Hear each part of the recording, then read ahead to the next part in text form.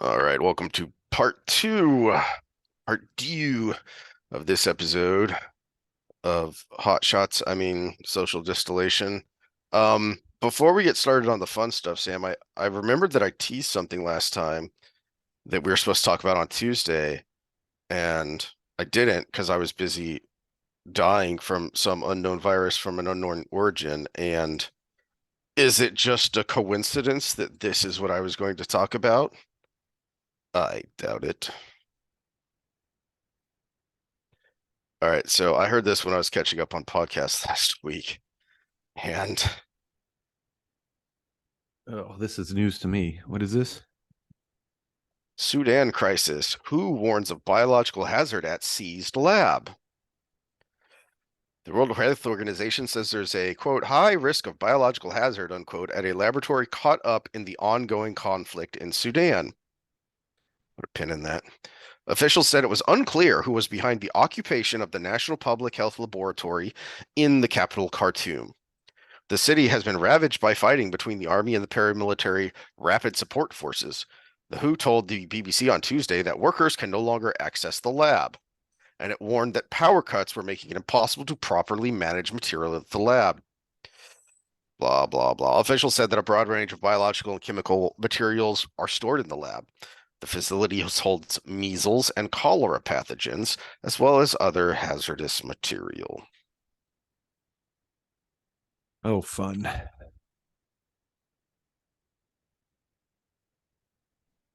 Did you ever watch the Red Sea Diving Resort? It had No. Chris Evans was the lead in it. Based on a true story, that happened, I want to say around 1980. It's like late 70s, early 80s. That's how long the war in Sudan has been going on, basically. It's not always been the same war, but uh that's what the movie is about. It's a Mossad group that is trying to get African Jews out of the Sudan because there's this huge war that is basically Christian South versus Muslim North, and then people caught in the middle, as always happens. And so they were trying to get these Jews out and evacuate them to Israel. And fun movie could have been better. But the point is, why in the blue hell would you put a bio lab in a place that has been a war zone for decades? On top of the fact that, cancel us was reason number 27,000 why we're going to get canceled. It's a third world country. If you have something that requires very specific uh, methodologies for storage, then why do you put it in a place where the infrastructure is not reliable? Because you can fly under the radar. That's why we have them in Laos and Vietnam. And Hey, you remember a few years back um, when just coincidentally someone with an R beside their name was president, and the left was going nuts about off-site, black site CIA stuff about how um, we were getting around our own uh, prohibitions on torture by outsourcing it to places that didn't care. mm-hmm. So, yeah, technically we weren't doing it, but we grabbed the guy and then we gave him to these other guys who would do the dirty work for us. You remember when people were mad about that? I wonder why people aren't mad about the fact that we're doing the same damn thing when it comes to biological and chemical research. And we are the number one funder of the WHO. So this is WHO. But remember, we brought up As a country, we're the number one funder, but yes, the yes, funding from yes. non governmental sources is quite extensive. Oh yeah. Yeah. The Gates Foundation. Yep. So this is a lot of government money, and not just us, but there are other governments that are like, here, you go do this research because our constituents will get mad if we do it, and go put it somewhere where no one will care if there's an outbreak, like Mm. in those black people countries. But we're Yeah. the racists. Um, but remember we brought up the Fauci funded study that was approved by his wife, who's the ethics guru there uh, at oh, I can never remember the acronym that he's it's not In, CDC, it's not in even yeah, NAI, National Institute of Allergy and Infectious Disease, there you go. NAIAD. Yeah. So it was funded by them, but it was done in Tunisia because people here might have a problem with cutting out the vocal cords of beagles and then trapping their heads in a cage full of sand fleas until they're eaten alive. At some point, are we going to get a hold of this nonsense? And I'll answer my own question, no. And I wish I could remember somebody laid this out well a couple weeks ago on something I was listening to. It's a money laundering scheme. I've Mhm. talked about this specifically with the Ukraine, that it's not a country, it's a giant laundromat. Well, that's what this is too. Do you, and the person I was listening to specifically used, you remember the nonsense and the eye rolling about how there was some tens of thousands or hundreds of thousands grant to Pakistan for gender studies? Oh, it was a couple $1 billion. I didn't know it was that much. Yeah. Yeah. Okay. Pakistan for gender studies was, I think, at least $1 billion. It's money laundering. Mm-hmm. Because do you think that's actually going to gender studies? Maybe some of it, but Pakistan, probably none of it.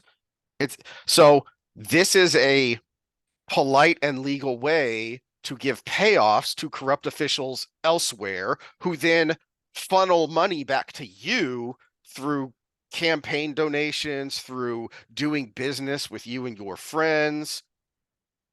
Well, you disguise it with bureaucracy. So I'm not speaking to specific details, but if you were to do something like this through that gender studies thing, you would have, a base of these are going to be the people, the boots on the ground, which are probably people that are already over there that are relatively progressive, professors in their relative institutions. Then you have a bureaucracy above them that's administrative state that gets paid most of the money, like we do in our schools here. So you have that whole cohort of people who are probably very heavily related to people who made the decisions here. And they probably don't even have to leave here. They just phone it in over to those other people who do the dirty work, who are making no impact because Pakistan will never have equal representation between men and women until there's a revolution of some kind, which actually might be the ultimate goal anyways. We see this a little bit in Iran. Is you think the support of feminism in Iran was not a covert intelligence operation to destabilize their government? Yeah, it screams interference from the West. Not that I don't support the women, because they're actually, that is the definition of patriarchy over there. Oh yeah. But at the same time, you don't think we're doing it to destabilize their government, not to help the women? In fact, the women that are being tortured and killed that we're not hearing about in the news here because nobody cares, Yeah. Yeah. are that they're the pawns on the chessboard, is what they are. Yep. And meanwhile, inflation is going through the roof because we keep just printing money because it's magic and we can do whatever we want. There is so much broad consensus on this, the things that we spend money on as a nation, that the overwhelming majority of voters would say, yeah, let's get rid of that. But you can't ever move that needle because the politicians keep everyone so busy pointing fingers, Spider-Man meme style, at each other, Mm-hmm. and they're not paying attention to what's actually going on. And then, after decades of voting, you finally say, well, what's the point? Nothing ever changes. Well, why do you think nothing ever changes? Well, part of it is that we need to develop some sort of kind of line item system for the public. True democracy is mob rule, but we're on the other end of that pendulum swing. Is you voted for me, so everything I do is mandated. Yeah. And it's like, no, it's not. I complained about this.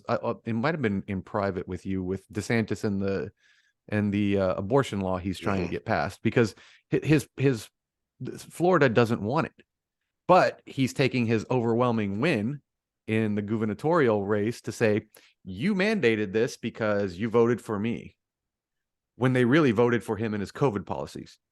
There's got to be, And the schools too. and the He was, schools, yeah. yeah. He, It will just the anti-woke kind of yeah. personification, plus the anti-establishment when it came to COVID policies. Mhm. Uh, so they voted for that, but now he's like, well, you know what? We're going to have the strictest abortion law in the country, and somewhere around 80 to 85% of Floridians are like, whoa, wait a minute, that's going too far. But he's like, I just do what I do if it's the right thing. And that's why everybody loved him during COVID, because he made that statements. I just try to do the right thing and the voters will vote me in or out later. Well, now he's just going on with that, where we need some sort of, of course, I'm against the IRS period, but if we're going to do this complicated tax filing every year, why can't we say, at least during that filing, you can spend this money on this and this and this and this? We can rank order where the money goes, and I Mhm. guarantee you that's going to change how the money's spent. Like I told you before, I don't mind spending money on defense if it's defense, Mhm. not these regime wars in other countries. If it's defense, I'm fine with defense being the highest in the world if we create an impenetrable system that nobody's going to want to attack. Perfectly fine with that. Mhm. But letting I don't know if we can say this on YouTube, people in a country that starts with a U die on our behalf in a proxy war is not defense. People can justify it in that way, but it's not creating the most badass defense that the other Yeah. country that starts with an R is just so afraid to do anything to you that they keep their mouth shut. I mean, heck, if you just, I, I wish I could give credit where it's due. There have been some politicians that have stood up and caught flack just for saying, "Hey, why aren't we voting any oversight to this spending? Oh, you're pro-Russian. You're a Putin apologist." No, I just want my money not to be wasted, especially if you think it's a good cause. Mm-hmm. All right, let's All right. move on to more fun things. Well, slightly Well, related. maybe fun. We've got I got a little beef with election processes in local elections. We're having our elections here in Friendswood uh the 6th. So 2 days is the last day. So I'm going to go tomorrow and vote. But when I look to see what I'm voting for, my beef with local elections is it's so hard to get information. Mhm. You have to troll their Facebook pages and things along those lines. And would it be too hard to have on the almost every city or town has a page, a website right now, have a section that, in 500 words or less, candidate, tell me why I should vote for you, and just have that there. Well, there was something like that on Friendswood, but it was under bios, and basically it's almost no point in voting in this damn town, because it's a popularity contest of who lived longest and has the most legacy in this town. It's like, I've lived here for 39 years. Well, I've lived here for 41 years. I went to high school here. So did I. My 2 kids went to high school here. So did mine. It's like, I don't care. Tell me what you're going to do for my city and how. High school student council just with more plastic faces. Yeah. And even just talking to people, I asked them about the candidates and they're like, oh, well, he's related to this person and she's da da da. And I'm like, I don't care who their brother is. I want to know what they're going to do. I want to know if this is going to affect my property taxes. I want to know if this is going to affect my school. I want to know what the deal is. And it's almost no point here. You talk about local elections. The frustrating part is so many local places are set in their ways that there's no point. We're going to have both people running against each other are ultra conservative Catholics. What's the difference? What are you going to do versus what are you going to do? I don't know. I figured out one I'm going to vote for because one of them is an incumbent and he had a voting record, and I hated his voting record, so I'm going to vote for the other guy, hoping it's different. That's it. That's the only thing I have to go by. So that's my beef with No. local elections. The the flip side to that though is that because of that, you can sometimes sneak in because people don't pay a lot of attention to it. Because Well, except um everybody here is just going to vote for the longest running Friendswood person. So if I was to go there, I've lived here since 2013, so 10 years. I've got, give me another 30 years and I'll be able to run against some of these people. yep, yep. So if you um I know in some of the school board type elections that actually made national headlines because of all the woke craziness that was going on. A lot of the times when parents groups were able to get in there and actually take seats and do something about the woke craziness, it was because it was an open seat. Mm-hmm. The person had decided to step down or they had term limits or whatever. So it was an open seat, which made it easier to get kind of an unknown dark horse type person in. Well, and so this is, I'm glad it didn't happen the other way, but at the same time, the reason why it didn't happen is annoying. We had a few years ago someone who was probably on that spectrum of putting bad ideas in the schools running for a school board position, and they of course didn't win the vote here, but it wasn't because of their ideas. It was because the other person was such a long running incumbent. They refused to debate the newcomer, and refusing to debate is the tactic to get you reelected because you're just going on your roots. And I hated that, even though I probably would have voted against the other person, because I just didn't vote for either of them, because the fact that legacy shouldn't be your, what are you doing for my kids? That's what I want to know. What are you doing for my kids? And you can even say, hey, look at the last 15 years I've been in office and we're in the top 10 of students ready for college. Great. That's enough for me. You say that in a debate, let the other person respond to it. And if they have a subpar response to that, great. Then we continue on. We need the voice. I hate that the VNC is not running debates because they're afraid of Kennedy. That's the only reason they're not running debates. It's not because of saving money or Biden's health or anything. They're afraid Kennedy's voice will be out. As raspy as his voice is, he would destroy Biden right now. Oh yeah. And in fact, Because the polls are showing that he's probably going to win New Hampshire. every time I've ever seen him in a live situation, he's very sharp when it Mm-hmm. comes to answering questions. He's a very sharp individual when it And I comes to listened answering to questions. a full hour interview with him on Unheard with Sayers. What's his name?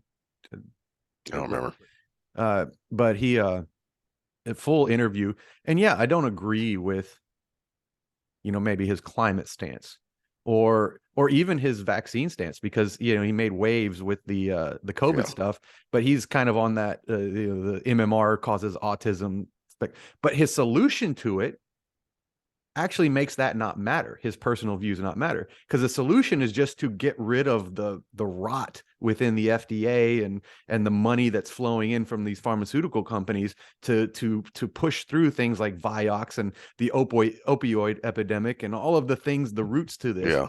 His Hit. solution is to get rid of that, and a good vaccine would still make it through based on his solution, because and they actually did before the rot started. Mhm. The before the pharma company funding of the FDA happened, the good vaccines were already there. We went over the way back when we first started. You went over the timeline of the polio vaccine, and Mm-hmm. that's always touted as when if if there's even a whiff of anti-vax, then people always counter with the polio vaccine. The polio vaccine was pulled from the market for what, like 10 years No, it took. after its I think it. initial. I think the timeline I had was between when it started to when the actual finished product that or the actual we pretty much eradicated in the country was Mhm. about 80 years. 80. Okay. I Yeah. knew there was But a yeah, it chunk was of like time there 1980 when the final product was out, but they when it was started in the 20s. when it was originally introduced and was being used, and then there were problems and it was yanked. It was stopped. Yeah, and the adverse effects uh, signal was like 8 people when they yanked it. Yeah. You know, And it was not and it close was to a million like Varys has us right now. It was all right, let's fix this, and they did, and now we don't worry about polio here anymore as of now. It as started of now. spreading in New York for a little bit because Oh, goody. people were. This is the problem with the mRNA vaccines. It created such an opposition to them Hmm.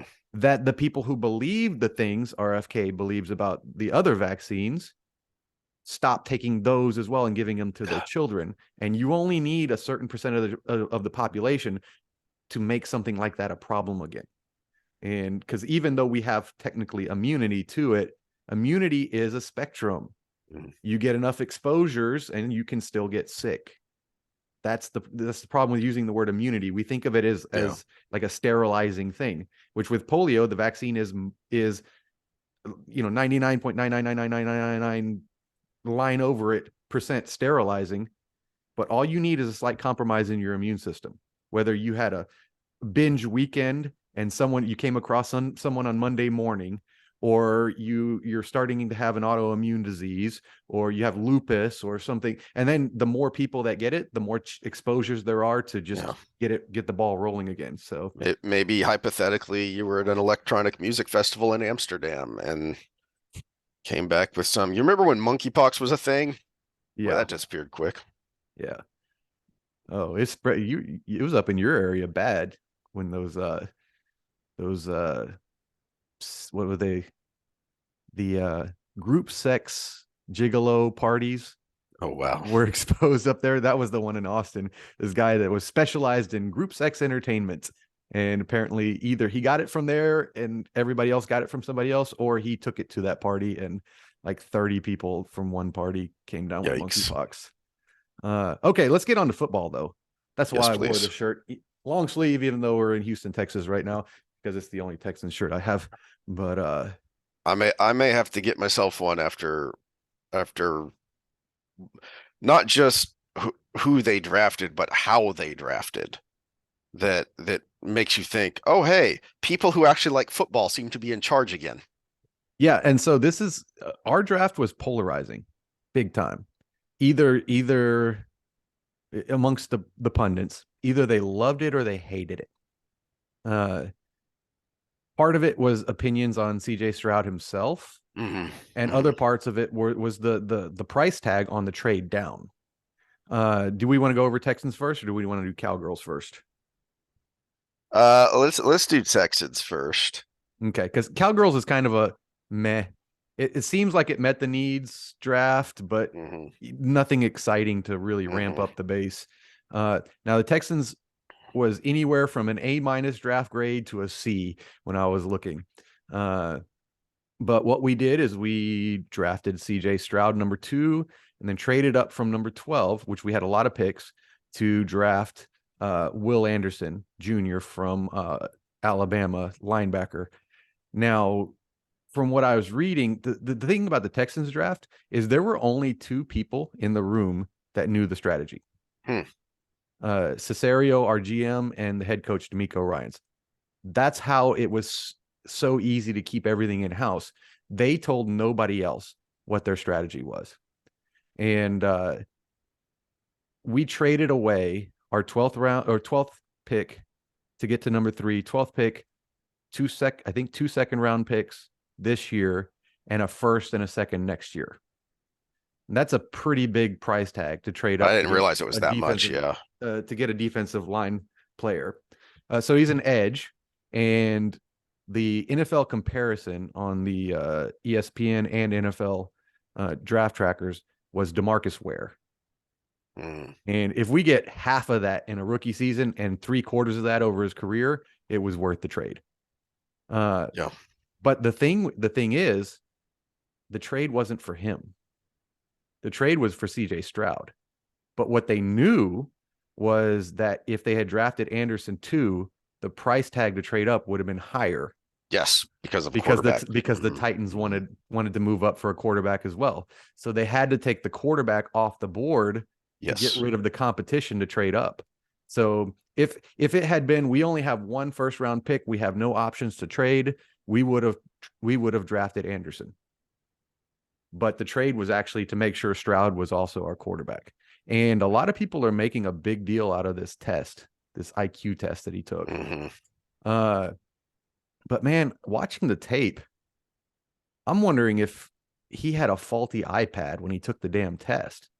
You know, because it's how quick you hit the buttons, right? So you're supposed to react to whatever the patterns that show up, Yeah. and it's how quick you hit them. I mean, I have a pad that runs my Spotify while I'm, got my clients in there working out, and that thing glitches all the time. You know, to have an 18 on that when all the other quarterbacks scored like 90 and above, to me that screams it was a faulty test, because there's no way he played quarterback at that level and was that far cognitively below everybody else. Well, even the Cowboys guys, because I was listening to the Cowboys coverage on the radio, uh, and on the Dallas Cowboys website, their own DallasCowboys.com reporters um were watching the draft. So I was listening to their coverage, and even they said that they thought that was a good pick, and they think that the IQ test thing is way overblown. A couple of them said that the single best tape of any quarterback from last year was that Ohio State Georgia game. Mm-hmm. That a couple of them, and one of the guys in the broadcast is a former scout who was with the Packers when they won their Super Bowl with Favre and went to another one. Um, so he's been in the business for a while, and he's been evaluating players for a while. If I remember right, I think his dad was a scout for Bear Bryant. So he knows how to evaluate players. Um,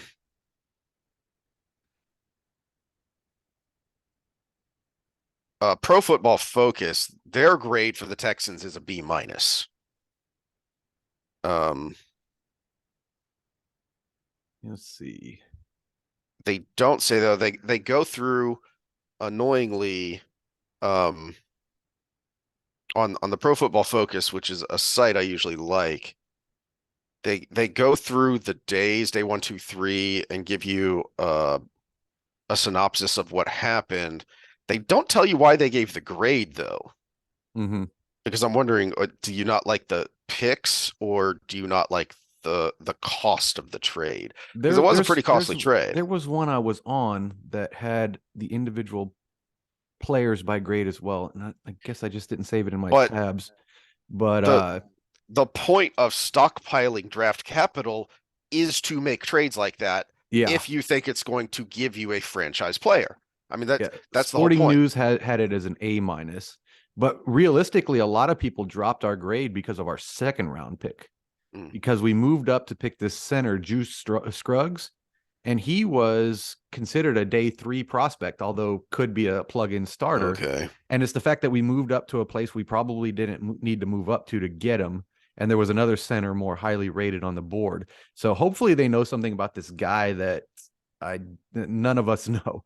He seems to be a solid player, Mhm. but it's one of those, you don't move up that far and to get a mediocre player, but he is a possible plug-in starter day 1. And if you get a starter day 1 in the second round, that's already a win. That would be PFF says that he's one of their problems with him, and why he's was ranked lower than the Ohio State, um which I would think if you just drafted the Ohio State quarterback and you need a center, why not get the guy from Ohio State? But anyway, Well, the Minnesota guy was the highest rated center, and he was still on the board when this pick was made. Yeah. uh scheme dependent is one of their criticisms, is they think he is likely scheme dependent. So maybe whoever's doing the offense now saw it as a scheme thing, which I never like, because something we were going to talk about was Taco. Yeah. Freaking Taco. So Well, we'll get to that when we get to the Cowboys. yeah, but the reason I always gripe about that trade is because it made no sense unless you are rigidly married to your scheme, because that's why they took him um over Watt, who was Hmm. still on the board, is because, well, Watt doesn't play in our kind of defense. which was the thing about the Watt that the Texans took way back. Because everybody, see, this is the thing about the pundits and the ratings. Everybody hated that pick. It was number 10 in whatever year draft that was. Yeah, And yeah. everybody hated it. But the real analysts we're talking about, and this is when I stopped liking Kuiper, because Kuiper's been so wrong these last 10 years that he graded us a B minus too. And I'm just like, Kuiper, you're that just gives me actually confidence in our Which is weird because the last 10 years has been the shift to college style offenses because of the changes in the rules and the athleticism of the players. So the game is becoming more college like in a lot of ways, and you would think that would make him better. yeah, but everybody hated the Watt pick except for the real people who are actually probably the bigger talking heads now. They were like, yeah, it doesn't seem to make sense, except this is Wade Phillips. And then they talked about all the defenses Wade Phillips had before and all the people like Watt that played in them. And they were, I mean, he was listing superstar names, and Yeah. it's just like, this is what he likes in this position. And guess what? We got a Hall of Famer, or he will be in this next Hall of Fame round. So it's, everybody hated that, but it is that was a good example of scheme, right? He fit into their thing, even though he wasn't quote unquote the best player on the board. And we saw what he did in Arizona. He wasn't nearly, now some of that's injuries and age, but he was in a completely different scheme and he just wasn't very productive. But when he was under Wade Phillips, well, even with the Texans, when he wasn't under Wade Phillips, he just wasn't as productive. Again, barring injuries and age, but it's just, I mean, he wasn't that old. But yeah, that if let me bring up our depth chart here. I've always talked about how hopeful I am for the next season. Everybody's like, "Oh, well, you were second to last in the league, so you're not going to move up that much." But we had 80 million in dead cap. We had a pretty solid free agency, and we just had 2 first-round plug-and-play players. So we got CJ Stroud there. That's already an upgrade over Davis Mills. They're saying they're going to have the quarterback competition, but I've watched the tape on Stroud, and that kid, his rating under the blitz and under pressure is right there with Patrick Mahomes. Yeah. Because he doesn't watch the blitzers. He keeps looking downfield. The guy's a freaking predator. He looks downfield for his receivers even when he's getting hammered. So that's already a step up. He's looking downfield to pass, not to run, which is and the other part of that, he's a massive dude. So when you really think about it, they rated him at close to Jared Goff, but I'm thinking more like Ben Roethlisberger.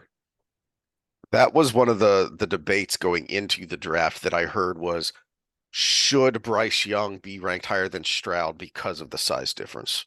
That there were people who thought Stroud was a better pro prospect because of his size. Yeah, but Bryce Young it's the size thing, but he apparently does his homework. He's a film warrior. And that's one of the knocks on Stroud is he tends to be a jazz player. He goes out there and wings it. Which, someone as disciplined as D'Amico Ryans probably will knock that out of him a little bit. And so you have a big chance for improvement there. The thing about both of these quarterbacks that didn't worry me is they were both about equally as productive, somewhere around 80 something touchdowns to 20 something interceptions for both of them. They both had huge QBRs under pressure, and they both played in power conferences. If he was coming out of Northern Illinois or, Texas Southern or something like that, I would be worried.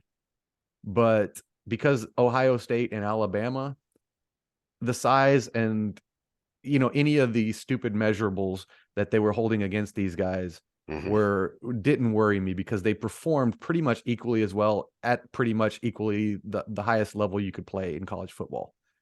But we got Dameon Pierce at running back, who was rookie of the year at that position. But we picked up Devin Singletary, who was, if you remember him from Buffalo, he was the lead back at Buffalo. That was a great pickup. We got rid of Cooks, but we got Robert Woods in the interim. So you've basically got an even trade there with actually a more dependable receiver in Woods. He's not as explosive, but he's more dependable. Some of these other receivers, we got Nathaniel Dell, Tank Dell from Houston. He's our experiment guy. He was our third rounder. He's also little. He's 165 pounds or something like that. But if he pans out, he could be another Dante Hall. Is the hope there, where he's a decent, shifty receiver, but he's an amazing return man. Got Dalton Schultz from you guys because y'all didn't want to pay a little bit of money. He wasn't that expensive. He yeah, Jerry never does unless it's a contract that he shouldn't make. Now, importantly, with that extra money we had this year, we have depth. We didn't change much in our starting lineup in the offensive line, but we have depth in the offensive line. And that's something we didn't have last year. We didn't have any depth. And that's what we talked about last time when we were griping about the dead cap space. That's when you have dead cap or you have bad cap because you have so much of your cap going to just the top couple of players. Well, something's got to give, and that's going to be in your second and third string. Yep. We got our Will Anderson, who we traded up for, but behind him, we got a guy who can start on probably 10 other teams out there. So your backup could be a starter on a third of the teams in the league. We picked up Sheldon Rankin, so we got that plug in the middle, which we've always needed. Jerry Hughes was a borderline Pro Bowler. If he had help on the other side, he probably would have been a Pro Bowler, and now he does. We got Kirksey, who's a pretty solid inside linebacker, but we drafted this. Oh, this name is going to annoy me all year. To O, the out of Alabama, and he was considered a huge steal in this draft because he's apparently somehow slid from a second round prospect to we got him in the 5th round.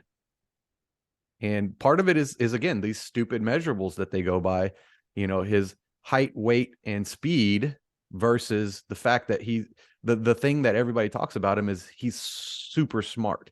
He's a general on the field. And his NFL comparison was the guy ahead of him on the depth chart.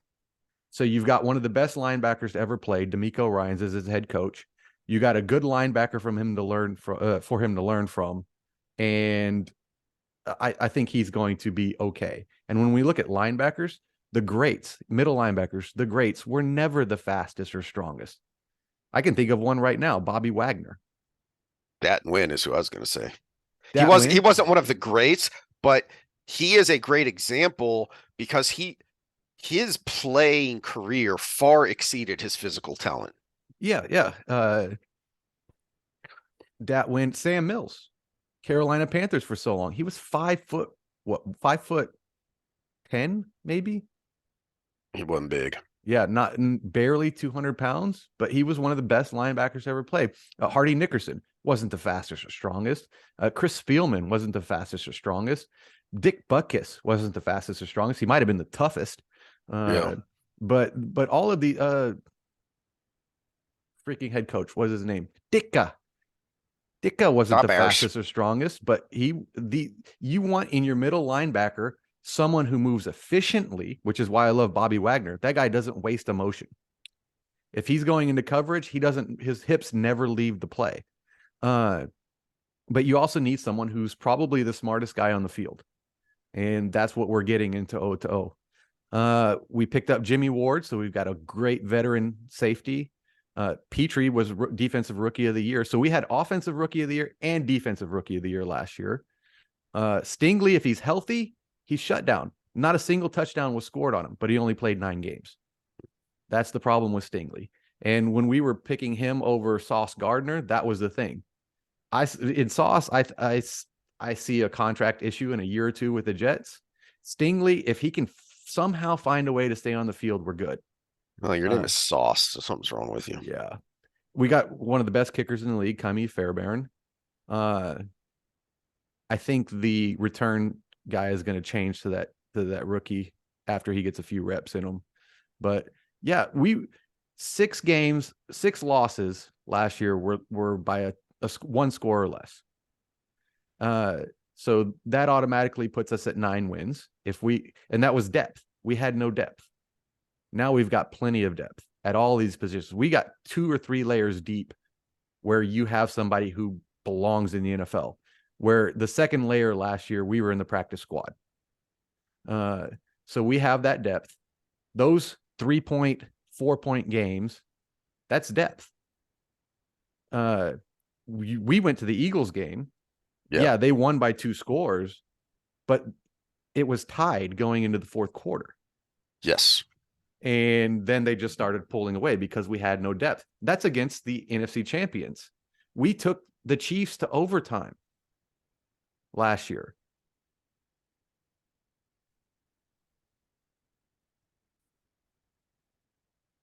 So realistically, of those really close games, I mean, we're a playoff team, by just a little bit of depth plus a quarterback who can actually play, and a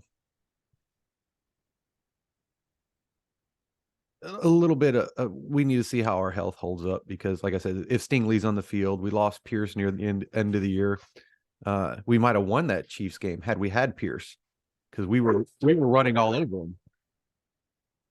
Yeah, it's one of the exciting things about the way the NFL has managed to structure itself and create competition in the past few decades, that you can turn it around even if you've been a stinker. But that's also what makes it so frustrating when you don't, because as a fan, why can't you do what they do? Look at the Patriots for 20 freaking years, and I have to imagine every other fandom was looking at their franchise going, "Are you guys blind? What? Look, it can be done." Well, and we got the Patriots. That was the GM for the Patriots over those years. Yeah. But also, you look at just the AFC in general. The Chiefs are going to continue to chief. They seem to keep getting better for some reason. But the Patriots, I mean, Mac Jones might have been a bust if you're really looking at it. By the way they drafted, it looks like they're giving him another year to prove it. But yeah, he might have been a bust. Lamar Jackson got his superstar deal, but at what cost? Yeah. He's got Bateman, one decent receiver, and Duvernay is just a glorified. He's one of the best return men in the league, but just like the great return men before, I mentioned Dante Hall, but Metcalf, Josh Cribbs, all these great return men, they're mediocre receivers at best. You'll get an explosive play 3 times a year, and the rest of the time it's missed routes or just not being able to win those 50-50 balls because they're used to having space. Yeah. So I mean, where's the team you have around you? He's doing the Aaron Rodgers treatment. Why can't I win a Super Bowl? But because you're getting paid $250 million Every time you do a contract Yeah. extension, you have to be the highest paid player in the league. Yeah. Even though you know that the next contract extension for the next quarterback is just going to go over that. And Indianapolis, let's go Tennessee first. They almost had to get rid of Derrick Henry. That they're so on the bubble. Everybody talks about them improving. I'm like, no, they lost their number 1 receiver. The quarterback was mediocre at best, and he's getting older and older and older. Indianapolis drafted that the guy out of Florida, who they're correct. He has the best upside of all the quarterbacks, but he calls himself Cam Jackson because he said if he says these are his words, and that's an important part of this. I'm Cam Newton and Lamar Jackson in one, only better. So if he's raw, and they're going to have to develop him, but they better develop him before the first contract issue comes up, because when you have an ego like that, he's going to want to be the highest paid player in the NFL. So yeah, he may never develop. He may be a bust, or he may be one of the best quarterbacks ever. But you better make sure that happens before his rookie contract is up if you want to win a Super Bowl. And then, Jacksonville seems to be still pretty solid, but they're going to Jacksonville it at some point, and their front office is going to fuck it up. But yeah, there's a huge chance in the AFC right now to take a step forward. Some teams like the Chargers seem to have taken a big step back. So, and the Broncos are giving Russell Wilson another chance. So we'll see how that goes. But yeah, there's reason for optimism, especially in your own division. We went 1-1 with every division opponent, and they seem to have gotten worse, and we got better. I mean, there's still a chance. Now, I could be completely wrong, or an injury away from being completely wrong. But on to the Cowgirls.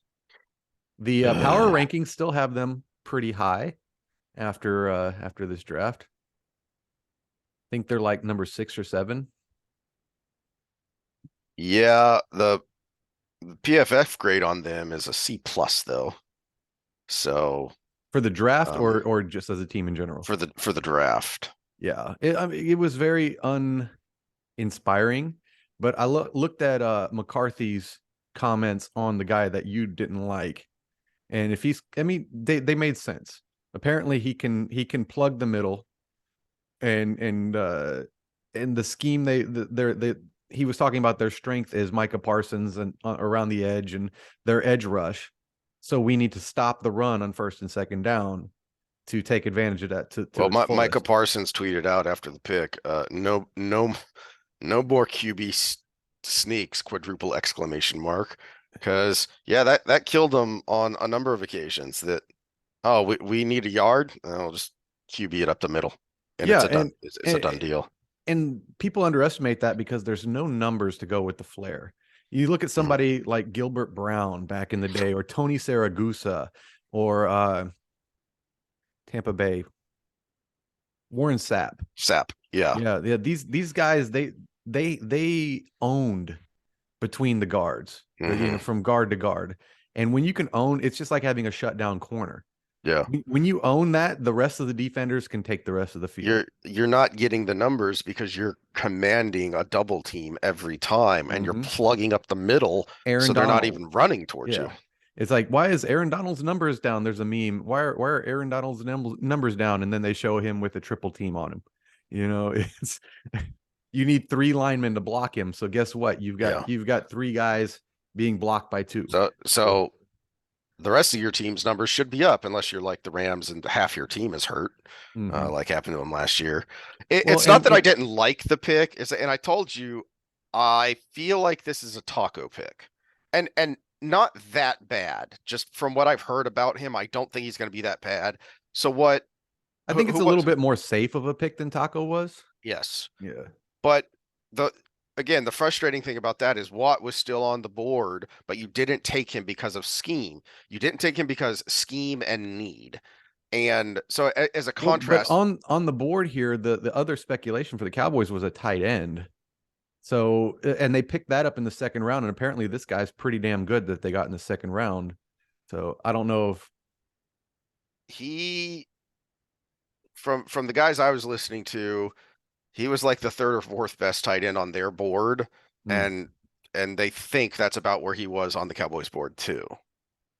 But But of there course, were you think of second round picks in the salary, they could have kept Dalton Schultz for that same amount of money. That's what gets me on that one. well, I don't know about that because he was a free agent and I can't remember what he was asking for, Well, I know but what we paid him. which is So what, it's 15 million, but it's over a 15 a long year? period of time. Okay. His let's see, where is he at? He's not very high up here. Where are you at? And again, part of the problem is you've got the Dak One and contract a just half going to get million bigger and dollars a year. bigger. That's it. 1.5 a year. 1.5 a year. His total dead cap, if we just cut him, would be 6 million. So 6 million over 4 years. Yeah, I was going to get into that. That this is why I was so underwhelmed by the Cowboys. Is so as a contrast, one of the picks they made a few years ago that blew fans away because they don't usually do this is when they picked up CD Lamb because they had like the 10th pick or something like that, and they He's been worth it. they Yeah. had Cooper and they had just traded a number 1 pick to get Cooper, and his production hadn't fallen off yet. So a lot of people thought for sure there's no way if he drops to them, there's no way they'll pick up Lamb, who was the consensus best receiver in that draft. But I don't remember the details of how things fell out, but he fell down to them at like around 10. It just so happened, and he was far and away the best player on most people's board at that point. And they picked him, and it was shocking because they don't usually operate that way. That's what this pick felt like to me. It felt like we have got to plug this hole because we've dug ourselves a hole by not addressing this for years. They have not they have They signed Tank Lawrence to a big deal for the edge. They picked up Micah, and that made a lot of sense in large part because Dan Quinn lobbied so hard for him and said, forget about the scheme, forget about where this guy plays. I can play this guy anywhere Mm-hmm. and make him good because he's got that much athletic talent. Uh, so, and they haven't addressed it in the offseason. They never do. They don't address things in free agency. And so, in much the same way of, well, you feel like you can't pay Dalton Schultz, uh, who was up there with tight end production, not counting last year, but 2 years and 3 years ago. He was up there at the top of the league when it comes to tight end and production. he came on late too. So you just take his last 8 games. It seemed like Dalton Schultz end zone was every other word. Well, And yes. And I was griping about that because I drafted him as my tight end in fantasy because of what he'd done the couple years before. And the more I watched the Cowboys, the more I realized the reason he didn't get numbers in the he was still coming off injury at the early part of the season. In the middle of the season, it was when Dak was throwing all those interceptions. And that's why Schultz had gotten numbers before because Dak wasn't afraid to check it down. And Schultz is a big target in the middle of the field. He kept pushing it down the field in throws and coverages he never should have thrown it into because he kept trying to get the big play down the field to the receiver and he wouldn't check it down. well, here's trivia for you since we're talking about Houston and Dallas. The two Texas teams had the most interceptions by quarterbacks. Dak and Mills tied for the most with 25. And this is after Mills went the first 5 or 6 games without throwing an interception. Well, and in fact, the announcer jinx happened because they're like, Mills has not thrown an interception yet this year. And one of the other announcers was like, haha, you just jinxed him. And he threw like 3 or 4 that game. I'm like, God. I don't remember. It was like Carr bad because Carr had some epic games as a Texan when he threw some multiple interception in games. Carr's defense, he played every game off his back, but yeah, but there was that average got thrown off because I don't remember the span, but it's like a 6-game span where he threw 2 or more interceptions every game. It was ridiculous, and a lot of that is he wouldn't check down. But when I look at what the Cowboys did in the offseason as a total, and this is my frustration with them, is you look at what the Texans did, what we were just talking about, and you look at the things they address and ask the question, did we improve that position group during the offseason? Yes. You wouldn't re-sign Schultz for not very much. You wouldn't re-sign Schultz, and instead you went and you got this guy. Did you improve the tight end position? I don't think so. I don't think you did. At best, it's going to be where it was last year, which wasn't very good. But I doubt you're going back to where it was when Schultz was doing really good 2 and 3 years ago. We were talking about quarterbacks and interceptions. I just immediately thought of this guy. For anybody who watched the Lions back in the mid 90s. Oh, yikes. Pro Bowler all year and first game of the playoffs every year, 4 interceptions. Then Barry Sanders had to carry the load, and they would usually win that first round game every year by like a 1 score or less. What I'm curious about with the Cowboys draft, and I hadn't heard anyone talk about this or speculate what was going on there. There was a lot of animated discussion before and they took pretty much the whole time before they made that Mozzie Smith pick.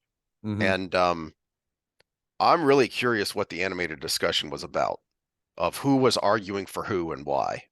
Because it seemed like Stephen Jones was in one camp and DQ was arguing for something, Dan Quinn, and then McCarthy.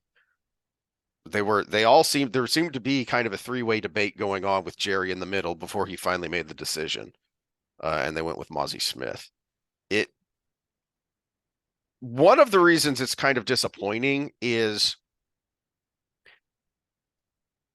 who was left on the board at that point and what the team needed. They needed a run stopper. They did need someone in the middle of that defensive line. And going into that pick, I and the talking heads for the Cowboys were really, really high on how the draft was going for the Cowboys, because knowing you're not picking until 26, you look at you look at your big board and go, realistically, how many of these first round grades are still going to be there? And a lot of them were still there. Mm-hmm. Not a single tight end had gone yet, and there were a couple of, including one, I forget his name, that one of the knocks I kept hearing about him going into the draft was this Musgrave, the really big guy that people weren't even sure what to call him because he was so big that a Mm-hmm. lot of people were calling him a third tackle. And that was the guy I wanted because just looking at his stats and listening to people talk about the way he played, you need that run support. You need that. And he's a safety valve if you need him. And to me, when I was hearing about, well, he's too big to be a tight end, did you guys not see Antonio Gates? Do you not remember that guy? He was Oh yeah, huge. he was massive. He Anthony was Gonzalez was also huge. well, Anthony Gonzalez was really tall and had a lot of reach, but Gates was bigger than some of his own linemen. So, I mean, just in stature, in size, and he could move well enough and had good enough hands. He was a Hall of Fame player. So that was the guy I wanted. But this is what was so the pick made me go, is that the best player on the board? Is that improve you enough to be worth it? But what made me so frustrated about that pick, it's like the taco pick. It's not just that they uh they picked Taco, who is a dumb name. It's what happened subsequently that made it even worse. That not only was he a disappointment, he was a full-on bust. Um, and so going into the second round, you had so many of the players that you were looking at, that you were targeting, still on the board. I knew they wouldn't do it, but another team would have traded up higher into the second round Mm-hmm. because you had so many players and so many needs. Because there were uh and especially if you look at the position grades that a lot of the different scouts and punditry had going in, the things the Cowboys needed were not very deep. So there were a few really good tight ends and then a big drop off. There were a few really good offensive linemen and then a big drop off in grading. So especially since you're waiting way to the end of the second round, when you were looking at kind of this uh embarrassment of riches, this plethora of choice at the end of the first round, I don't know how you don't think, let's trade up because we can plug another hole with a premium player here. Mm-hmm. Yeah, it's a tough one because, like I said, to me it screams safe pick. Yeah. Unlike the Chaco one, and I'm looking at their salary cap or the potential salaries. If you picked up this guy, you're paying $2.5 million for the next 3 years ish, for the number one pick.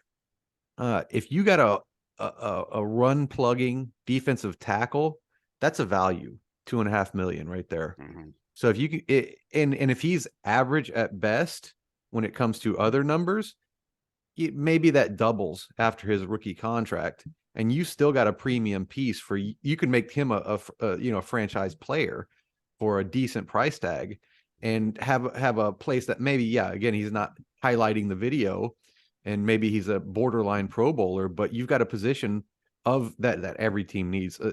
If you've never played middle linebacker, you don't understand the importance of a good defensive tackle in front of you. The best years of my life were because of Wilbur Hunter in front of me. Boo. That guy plugged everybody up, and there was always a lane for me to plug. So it was, if you the again, the numbers are never there. Warren Sapp had numbers, but other than that, the numbers are never there. It's what doesn't happen that makes a defensive tackle.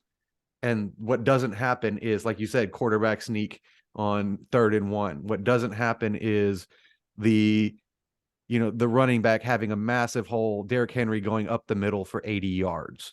That's what you don't see, because he's got to bounce it out, and you've got 3 players to take him down. It's that if you get that out of this guy, then the front office is going to look like a genius, quietly look like a genius. But if he doesn't do that, if he gets run over by these NFL linemen, then it's a bust.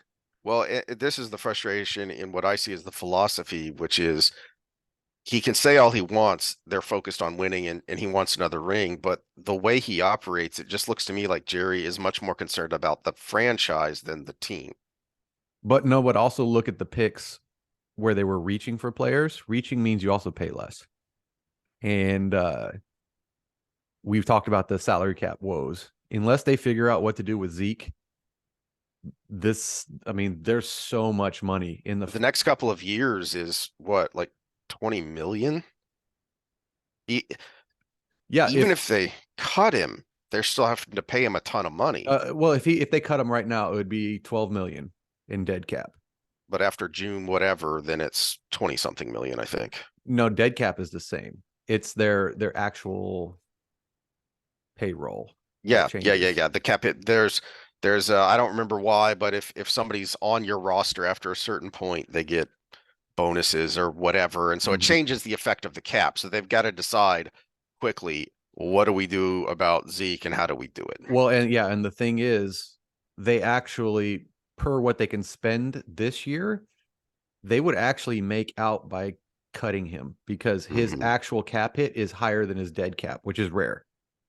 Because usually you've got multiple. See, he must be on the last year of his contract. Mhm. Yeah. So, but usually when you cut somebody that has multiple years, the dead cap is higher. Like Dak, if they cut him this year, he would be dead cap 89 million, but his cap hit is only 26. So, but yeah, Zeke is the opposite. So they can save money by cutting him, but you're still going to have 12 million of dead cap from that. My suspicion is that that Jerry especially doesn't want to cut him, that they would rather restructure that contract. And yeah, you're going to extend him, but then we can take some of that cap hit and stretch it out. But Yeah, or you restructure and then trade. yeah, that would be my preference, but we'll see how they go. It But the problem is Zeke's trade value is so low after last year. He oh yeah. played like he ate, bonbons and drank Ziegenbach or drank Bud Light all The 2 years. first four or So five games he looked good. He looked more explosive than he'd been the 2 years before. He more explosive both in his running and in making contact with other people. He was falling forward. Um, but he fell off a cliff hard. And he certainly by the end of the year he was not driving people forward. He was not falling forward. And that contact was coming a lot sooner than it had been.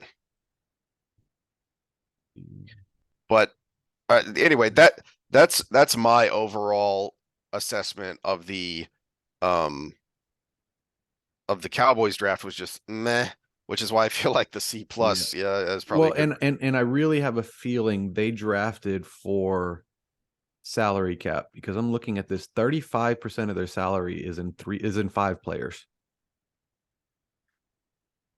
Either That's going to be Dak, Zeke, Tank. who's Who Tank? else? Lawrence. Okay, yeah, yeah. Okay. So those are the big three.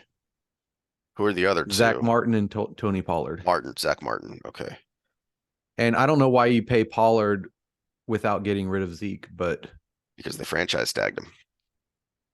That's where that money's coming from. Because he was on his uh, rookie deal. He was coming off his rookie deal. So they franchised him, tagged him, and all of a sudden his salary shot way up. yeah, and they drafted that Deuce Vaughn kid who's Mm, kind of like a Darren Sproles kind of character. Uh, so we'll see if they try to get rid of Zeke and do a 1-2 with. But see, you don't get the same 1-2 with Pollard in that because Pollard's the explosive of the two. yeah, So I don't know what they're gonna do. Who else do they have at running back? no one I know. I'm looking down. They got Ronald Jones, who's a fumble machine, but he can run when he holds on to it. Yeah. So get ready for a lot of balls to be on the ground if Zeke doesn't play. Yeah. Uh, Well, the big takeaway for me is I am not optimistic about seeing a better season this year than I did last. Well, is the the bottom line for problem for the me. Cowboys is the reverse of what I said for the Texans. You look at the NFC East, Philadelphia Oh just yeah. seemed to get better, even though they're starting to pay their quarterback Hurts Mhm. a lot more. Uh, But Washington they got a Commanders good are deal getting at it. It's a better. much smarter contract than Yeah. what the Cowboys did. Oh yeah, And yeah, Hurts has actually been to a Super Bowl. What do you know? yeah. Well, Yeah. and you know what? He Hurts is a sharp kid, so I Hmm. guarantee you the GM got with him and said, "Hey, we want to win Super Bowls, Hmm. and here's the contract that's going to give you what you need and us what we need." And I'm sure he seems to be humble enough that Hmm. he would have done that. He would have Tom Brady it or Tim Duncan it, where he's like, I want to win Super Bowls too. The defier is the Mahomes contract because he took the big deal and they still keep winning. But other than that, you see these big giant contracts, no matter what the player is, and it just screws the whole team. The Yeah. Giants are probably going to be mediocre again next year. Uh, but yeah, I don't see a big jump for the Cowboys just because of the division they're in, Hmm. and realistically, they're just shackled by these contracts. Still, again, same song, different verse. Mm-hmm. Well, now that I have been successfully depressed, um, so here's a tease for next time if you want to spin off of this conversation a little bit more that I thought of when we first started talking draft and stuff is measurables versus effectiveness. And here's a specific example if you want to get nerdy and talk about it, the bench press. How many times can you press 225 pounds? That's a big deal in a lot of scouts and evaluators' mind. How does that actually compare to effectiveness on the field and I why? got to try to find. I remember I was looking for this not that long ago for some reason, but this was actually part of my master's work. Was combine numbers versus draft order versus playing time versus league career, and the only thing that correlated. So here's the end to the answer, but there's nuance in between. Mhm. The only thing that correlated with any kind of NFL success was 10-yard sprint. 10-yard cutoff in the sprint. So everything else was distracting minutia. This one came up a lot in my mind because every time they talked about it, it made me mad. Um, that this is one of those places where the guy I was talking about, who is a former scout, annoys where he's still a little too old school because this is the way it was done. These are the measurables. This is what you have to do. I like his evaluation a lot of the times, but this one annoyed me because one of the needs for the Cowboys is interior linemen. They needed a guard, and there was only like one or two in this draft worth taking. But one of the question marks for some of them as he's going through the evaluations is he didn't do good in the weight room. Okay, by that you mean he didn't push out enough 225-pound reps on the bench. What the heck does that have to do? How does that translate at all? You think it does, but it doesn't.